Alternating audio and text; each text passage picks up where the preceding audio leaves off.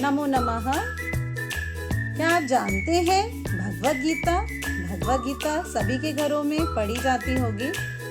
सभी को भगवद गीता के अध्यायों की गिनती पता है?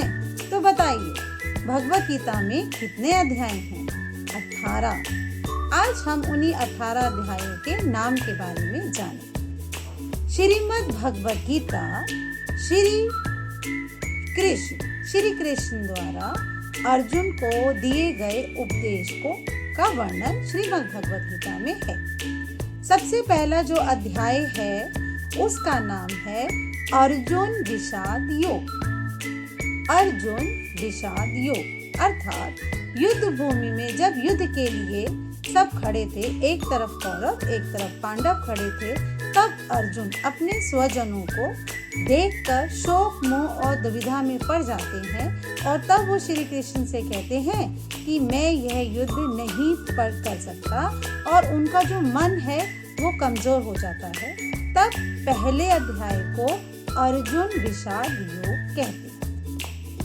दूसरा अध्याय का नाम है सांख्य योग।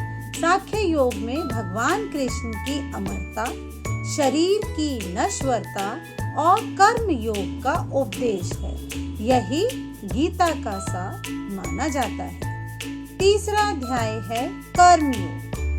कर्म काम करना, निष्काम कर्म का महत्व इसमें बताया गया है। कर्तव्य करो, कर्म करो, फल की चिंता न करो, जिसमें बहुत ही प्रसिद्ध श्लोक है, कर्मण्येवाधिकारस्ते मा फलेषु कदाचन। सभी को ज्ञात होगा। तीसरा अध्याय है हमारा कर्मयोग हो गया हमारा कर्मण्येवाधिकारस्ते।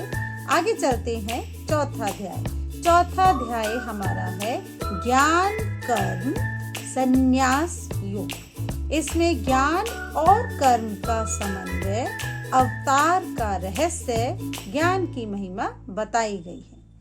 पांचवा अध्याय कर्म संन्यास योग, कर्म योग और संन्यास की तुलना इसमें बताई गई है। छठा अध्याय ध्यान योग, आत्म संयम योग अर्थात मन को नियंत्रित करना, ध्यान करना इसमें बताया गया है। अगला हमारा 7वां अध्याय है ज्ञान विज्ञान योग, जिसमें भगवान अपने स्वरूप, प्रकृति और भक्ति के महत्व को समझाते हैं।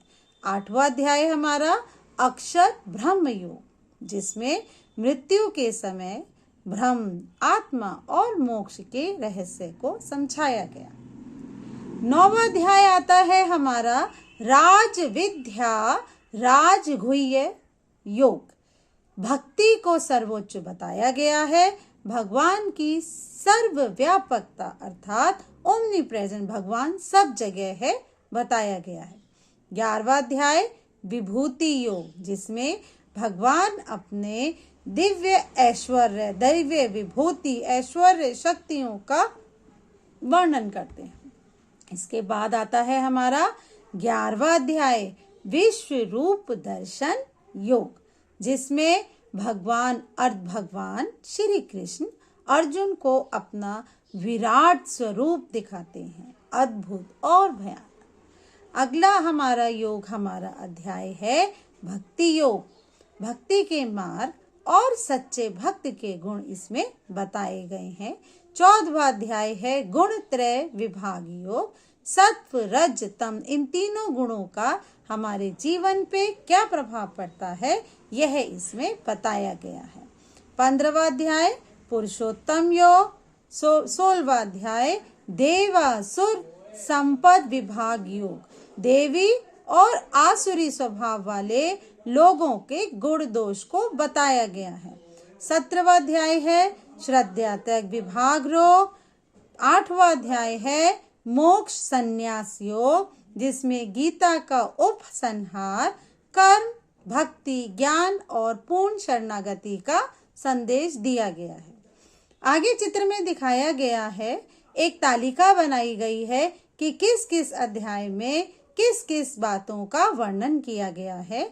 आशा करती हूँ सभी को गीता के 18 अध्यायों के नाम की सूची पसंद आई होगी। सभी इसको पढ़ेंगे और स्मरण करेंगे। आशा करती हूँ आगे आने वाली वीडियो को सभी ध्यान से देखेंगे। धन्यवाद।